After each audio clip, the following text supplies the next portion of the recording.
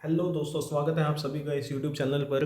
आज हम जानने की कोशिश करेंगे कि ब्रिटिश पाउंड जो है वो इतना ज़्यादा धड़ल्ले से क्यों गिर रहा है। हम डेली नई न्यूज़ देखते हैं जिसमें ये खबर आती है कि ब्रिटिश पाउंड जो है वो इतने रिकॉर्ड लेवल से गिर गया, अगले दिन दोबारा से रिकॉर्ड लेवल से गिर गया। तो क्या इसके पीछे कारण है? कौन से ऐसे इकोनॉमिक कारण हैं, कौन से ऐसे पॉलिटिकल कारण हैं जिसकी वजह से ब्रिटिश पाउंड जो है वो उसकी गिरावट में कोई रुकने का नाम ही नहीं आ रहा। तो इस वीडियो में हम पूरी चर्चा करेंगे इसके बारे में कि ब्रिटिश पाउंड के पीछे ऐसे कौन से कारण हैं जिसकी वजह से वो इतना ज़्यादा गिर रहा है। तो स्टोरी दोस्तों ऐसे है कि कुछ महीने पहले ब्रिटेन के जो प्रधानमंत्री थे, बोरिस जॉनसन, उनके ऊपर कुछ एलिगेशंस लगाए गए थे जिसकी वजह से उनको रिज़ाइन करना पड़ा था। तो उनकी रिज़ाइनेशन के बाद दो लोग बहुत ही दो लोग बहुत आगे थे इस रेस में कि अगला प्रधानमंत्री कौन बने। वो दो लोग कौन थे? एक Liz Truss and other one is Rishi Sunak. I hope इन दोनों का नाम आपने अच्छे से सुना होगा। ऋषि सुनक का तो फॉर श्योर आप लोगों ने सुना होगा क्योंकि ये इंडियन ओरिजिन के हैं। इन दोनों में बहुत लंबे समय से टसल चल रही थी और बहुत माइनर गैप से ही लिज ट्रस फाइनली ब्रिटेन की थर्ड फीमेल प्राइम मिनिस्टर बनकर सामने आई। एक्चुअली इन दोनों की जो थिंक प्रोसेस है वो दोनों काफ़ी डिफरेंट है। इन दोनों की थिंक प्रोसेस में बहुत बड़ा अंतर है।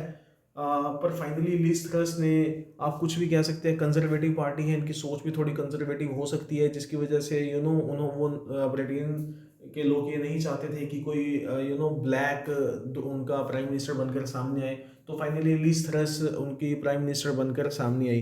पर अल्टीमेटली देखा जाए तो ये बहुत ही कोई अच्छा टाइम नहीं था लिज ट्रस के लिए कि वो ब्रिटेन की प्रधानमंत्री बनकर सामने आई और उनके लिए रेड कारपेट बिछा हुआ था, वो उसके ऊपर जस्ट चल के जाना उनको। आगे इस टाइम ब्रिटेन में बहुत सी ऐसी समस्याएं हैं जिनको उनको स्टार्टिंग इनिशियल फेज में ही उनको सॉर्ट आउट करना पड़ेगा। फॉर एग्जांपल, सबसे जो पहला और सबसे बड़ा जो उनका फोकस रहेगा प्रधानमंत्री बनने के बाद वो है इन्फ्लेशन। इन्फ्लेशन एक वर्ल्ड इकोनॉमिक फोरम की एक रिपोर्ट के अकॉर्डिंग यूके के हर आदमी को हर हफ्ते डेली का खर्चा चलाने के लिए 293 पाउंड चाहिए। जबकि जो ये था ये 26% बढ़कर 293 पाउंड हो गया है। 2021 में यही जो खर्चा था हर हफ्ते 231 पाउंड का चाहिए था। तो ये तो था इन्फ्लेशन। इसके बाद जो मेन खर्चा आने वाला है उनके लिए वो है एनर्जी प्राइसेस। आप सभी लोग जानते हैं यूरोप में, ब्रिटेन, वहाँ पे ठंड बहुत पड़ती है। अब विंटर्स में तो वहाँ पे और ज़्यादा एनर्जी की खपत होने वाली है क्योंकि हर घरों में वहाँ पे हीटर्स अवेलेबल होते हैं। तो फाइन अल्टीमेटली जो इलेक्ट्रिसिटी बिल्स हैं वो शूट अप करने वाले हैं। आप लोगों को जानकर हैरानगी होगी कि पूरे यूरोप में बिजली का सबसे ज़्यादा खर्चा जो है वो ब्रिटेन का ही है। तो इस लिस्ट में भी ब्रिटेन नंबर वन आ सकता है और ये एक ऐसी लिस्ट है जहां कोई भी नंबर वन की पोजीशन पे नहीं आना चाहेगा ऑफ कोर्स। तो इसके बाद अगर हम बात करें इंस्टीट्यूट ऑफ इंटरनेशनल फाइनेंस, इसकी एक रिपोर्ट के अकॉर्डिंग जो पाउंड है वो अभी और भी गिरने वाला है। इनकी एक रिपोर्ट के अकॉर्डिंग जो पाउंड की फेयर वैल्यू है वो अभी भी उनके पास नहीं आई है। अभी भी ये 11 से 12% और गिरेगा तब जाके पाउंड की जो है वो फेयर वैल्यू आएगी। तो एक्सपेक्टेशंस यही है कि जो पाउंड है वो और भी ज़्यादा नीचे गिरने वाला है आने वाले समय में। तो इसके बाद चैलेंजेस और क्या है लिस ट्रस के लिए? वेल, एक बहुत लंबी लिस्ट है लिस ट्रस के सामने चैलेंजेस की। उनको इन्फ्लेशन को बीट करना है, उनको वेजेस में इंक्रीजमेंट लेके आनी है, इकोनॉमी को किक स्टार्ट करना है, उनको एनर्जी जो क्राइसिस आने वाला है उसको सॉर्ट आउट करना है, और इनको ये सब जो जनरल इलेक्शन आने वाले हैं 2024 में, ये उससे पहले पहले करना पड़ेगा। अदरवाइज उनको अपना बैग पैक करना पड़ेगा सबसे पहले। तो बोरिस जॉनसन के टाइम पे उन्होंने क्या अप्रोच अपना रखी थी ब्रिटेन को चलाने की? एक्चुअली उन्होंने हाई टैक्स इम्पोज कर रखे थे ताकि जो डेफिसिट है उसको कम से कम रखा जा सके। डेफिसिट से मेरा मतलब है कि गवर्नमेंट की इनकम और गवर्नमेंट के एक्सपेंडिचर का जो डिफरेंस होता है उसे डेफिसिट कहते हैं। इसको डेफिसिट ही इसी वजह से कहते हैं क्योंकि जनरली सभी गवर्नमेंट्स की जो स्पेंडिंग्स होती हैं वो उसकी इनकम से हमेशा ज़्यादा होती हैं, इसी वजह से इसको डेफिसिट कहा जाता है। तो बोरिस जॉनसन के टाइम में उन्होंने हाई टैक्सेस इम्पोज कर रखे थे ताकि गवर्नमेंट की इनकम ज़्यादा हो जाए, जबकि एक्सपेंडिचर को उन्होंने कम से कम करने की कोशिश की थी। हालांकि फिर भी वो डेफिसिट में थे, पर डेफिसिट को कम से कम रखने की पूरी उनकी कोशिश थी। आफ्टर ऑल गवर्नमेंट को स्पेंडिंग करनी ही पड़ती है, बिकॉज अगर आप इंफ्रास्ट्रक्चर पे, स्कूल्स पे, पब्लिक वेलफेयर पे अगर आप स्पेंड नहीं करेंगे तो आपकी जो इकोनॉमी है वो डीरेल हो सकती है। पर सबसे बड़ा क्वेश्चन आ रहा है, लीज थ्रस ने ऐसा क्या कर दिया भाई जो ब्रिटिश पाउंड जो है वो इतना धड़ल्ले से नीचे जा रहा है। सो यहीं पे डिफरेंस आ जाएगा ऋषि सुनक की थिंक प्रोसेस में और लिज थ्रस की थिंक प्रोसेस में। तो लिज थ्रस जो अब नई प्रधानमंत्री बनी है, उन्होंने क्या किया, उन्होंने जो टैक्स रेट्स हैं उनमें हैवी रिबेट दे दी पब्लिक को। उन्होंने उन्होंने एक अलग ही आइडियोलॉजी पे काम किया। उनके अकॉर्डिंग हम लोगों की पॉकेट में अगर ज़्यादा पैसा डाल देंगे तो उनकी स्पेंडिंग पावर बढ़ जाएगी। जस्ट फॉर एन एग्जांपल, अगर फॉर एग्जांपल हमारा आरबीआई हमारा ही है तो हम क्यों ना ज़्यादा से ज़्यादा नोट छाप करके लोगों में बांट दें। अल्टीमेटली उससे क्या होगा, करेंसी की वैल्यू ही तो कम होगी ना। फॉर एग्जांपल आरबीआई आज के आज सभी लोगों की जेब में, सभी लोगों के अकाउंट में 10-10 लाख रुपए डाल देता है। इससे क्या होगा, फॉर इंस्टेंस सभी लोगों को, उनकी अगर थॉट ये होगी कि सभी लोगों को हम अमीर बना देते हैं रातों रात, 10-10 लाख रुपया दे देते हैं, लखपति बना देते हैं सभी को, तो क्या होगा अल्टीमेटली, जो काम आप जो जो ब्रेड का पैकेट आज 100 रुपये में आता है, उसके लिए 100 रुपये देने के लिए तो लाइन लग जाएगी ना। तो आराम से उसका जो प्राइस है 100 की जगह 10,000 रुपये हो जाएगा। तो इससे क्या होगा, जो आपकी करेंसी की वैल्यू है वो डिक्रीज होना स्टार्ट हो जाएगी। सेम यही काम किया लिस ट्रस ने। लिस ट्रस ने ये सोचा कि भाई हम लोगों की पॉकेट में ज़्यादा पैसे डाल देते हैं तो उनकी स्पेंडिंग पावर बढ़ जाएगी।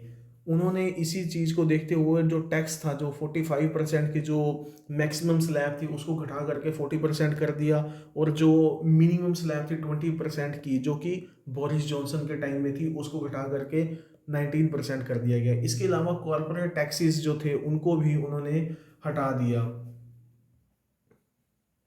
इसके पीछे उनका सेंट्रल आइडिया ये था कि जो स्पेंडिंग है वो लंबे समय में इकोनॉमी में नई जान फूंक देगी। इसके अलावा वहाँ पे पहले क्या होता था कि सभी लोगों को जो भी वो सैलरी कमा रहे हैं उसका 1.25% भी, उनकी जो वेजिस पे 1.25% का टैक्स देना होता था, उसको भी एबॉलिश कर दिया गया। जिससे अब पब्लिक को टैक्स नहीं देना पड़ेगा। इट मीन्स पैसा उन्हीं की जेब में पड़ा रहेगा। इसके पीछे अगर आप समझ पा रहे हो तो बिल्कुल एक ये मूव हो सकता है कि कुर्सी पाने का भी एक ये टैक्टिक हो सकती है। ये चुनावी वादा काइंड ऑफ दैट थिंग हो सकती है। सो क्या यही कारण है करेंसी के गिरने का? बिल्कुल यही कारण है करेंसी के गिरने का। करेंसी की वैल्यू अगर आपने गिरनी है तो क्या करो, आपको पक्का याद होगा जिम्बाब्वे का एग्जांपल। जिम्बाब्वे ने सन 2002 में क्या किया था, वहाँ पे जो नए उनके प्रधानमंत्री आए थे उनके मन में भी सेम आइडिया आया था कि हम क्यों ना रातों रात अपनी सारी जनता को लखपति बना दें। तो उन्होंने क्या किया, जिम्बाब्वे में कई लोगों के अकाउंट में रातों रात कई लाखों रुपए डाल दिए। डालने लाखों रुपए डालने से क्या हुआ कि इमिडिएटली जो था करेंसी की वैल्यू वो कम हो गई। धीरे धीरे वहाँ पे हाइपर इन्फ्लेशन आ गया। हाइपर इन्फ्लेशन का मतलब ये होता है कि जब जो इन्फ्लेशन रेट है वो 10,000 टाइम्स से भी ज़्यादा वहाँ पे हो जाए, तो वहाँ पे 10,000 गुना जो प्राइस थे वो बढ़ चुके थे। लोग बड़े बड़े ठेले पे लोगों के नोटों के बंडल लगा के लेके जा रहे थे जस्ट एक ब्रेड का पैकेट या दूध का पैकेट खरीदने के लिए, पर उनको वो भी नहीं मिल रहा था। वहाँ पे जो इकोनॉमी थी वो पूरी तरह से तबाह हो चुकी थी। फाइनली जिम्बाब्वे ने अपने आसपास के देशों की करेंसी को अडॉप्ट किया ताकि वो अपना काम चला सकें। तो ऐसा क्यों होता है? ब्रिटेन में भी क्या ऐसा हो सकता है? यस, एक्चुअली अब क्या है कि देखो, अब लोगों को वहाँ पे ये पता लग गया कि फ्यूचर में हमारी जो करेंसी की वैल्यू है वो गिरने वाली है, रिपेमेंट नहीं आएगी नहीं, तो इसे क्या करेंगे, लोग करेंसी को अपने पास रखेंगे ही नहीं। वो उसकी करेंसी को वो इंटरनेशनल मार्केट में निकालने लग जाएंगे। अल्टीमेटली क्या होगा कि करेंसी की वैल्यू है जो वो डिक्रीज होने लग जाएगी।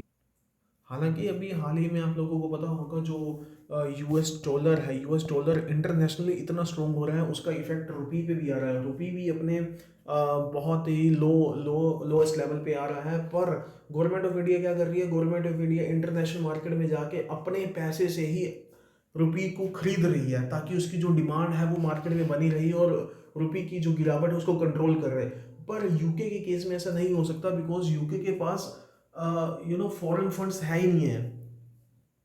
यूके के जो फॉरेक्स रिजर्व है, यूके के पास कोई ज़्यादा है ही नहीं है, जिसकी वजह से वो अपनी करेंसी को बाहर के मार्केट में, ओपन मार्केट में खरीद नहीं सकते। इंडिया के जो फॉरेन एक्सचेंज रिजर्व्स हैं वो इंटरनेशनल मार्केट में भी तीसरे स्थान पे आता है इंडिया फॉरेक्स एक्सचेंज के मामले में। इस वजह से इंडिया उस फॉरेक्स एक्सचेंज की हेल्प से अपनी ही करेंसी को इंटरनेशनल मार्केट में खरीद रहा है, जिसकी वजह से जो रुपी है वो डॉलर के मुकाबले ज़्यादा नहीं गिर रहा। हालांकि गिर रहा है पर उतनी स्पीड से नहीं गिर रहा। यूके के पास ये ऑप्शन है नहीं है, बिकॉज उनके फॉरेक्स रिजर्व है नहीं है, तो उनको अब बियर करना पड़ रहा है मार्केट को। So let's come the outcomes, देखते हैं भविष्य में क्या होने वाला है, कैसा क्या ब्रिटेन को ही आईएमएफ से मदद लेनी पड़ेगी, पॉसिबिलिटी है कि आईएमएफ से उनको लोन लेना पड़ जाए ब्रिटेन को। तो देखने वाली चीज़ें आगे फ्यूचर में क्या होता है। तब तक के लिए थैंक्स फॉर वॉचिंग, मिलते हैं आपसे नई वीडियो में।